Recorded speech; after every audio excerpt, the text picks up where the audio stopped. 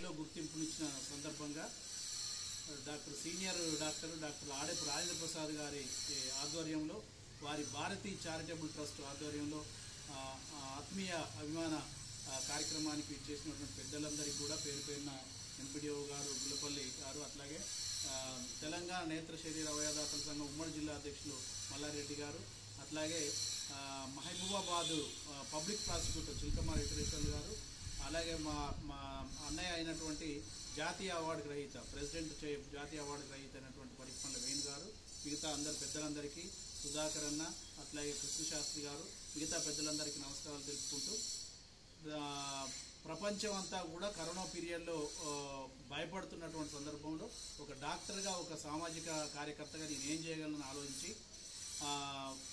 ఒక ప్రణాళిక వేసుకొని తెలంగాణ రాష్ట్రంలో ఉన్నటువంటి 33 జిల్లాలు 13,800 కిలోమీటర్ల పాటు నేను నా బైక్ మీద ప్రయాణం చేస్తూ రాష్ట్ర వ్యాప్తంగా ఒక 1860 చోట్ల మీటింగ్లు పెట్టి సుమారు ఒక 8 లక్షల మందికి ఉచితంగా హోమియోపతి వైద్యం ఉన్నటువంటి అర్సనికల్పం అనే మందును పంపిణీ చేస్తూ తిరగడం జరిగింది.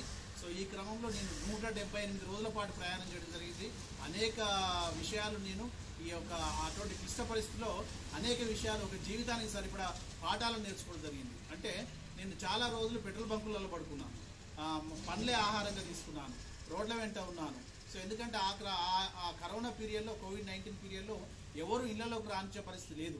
సో నేను మానుకోట నుంచి మొదలుపెట్టిన యాత్ర మానుకోట టు వరంగల్ కోట నుంచి మిగతా జిల్లాలన్నీ తిరుగుతూ దిగ్విజయంగా 178 రోజుల పాటు నిరంతరం ప్రయాణం చేస్తూ ఒక 8 లక్షల మందికి నా చేతుకుంటా హోమియోపతి మందులు వేయడం. నాకు 78 సార్లు నాకు టెస్ట్ చేసింది. సో ఎక్కడ కూడా మనకి పాజిటివ్ అనేది రాలేదు. సో అటువంటి సుదీర్ఘ ప్రయాణానికి సహకరించిన మిత్రులు, డాక్టర్లు, కుల బాంధవులు, శ్రేయోభిలాషులు అందరికీ కూడా, ప్రజా సంఘాలు, స్వచ్ఛంద సంఘాలు అందరికీ కూడా వారి స్థాయిలో నాకు సహకరించారు.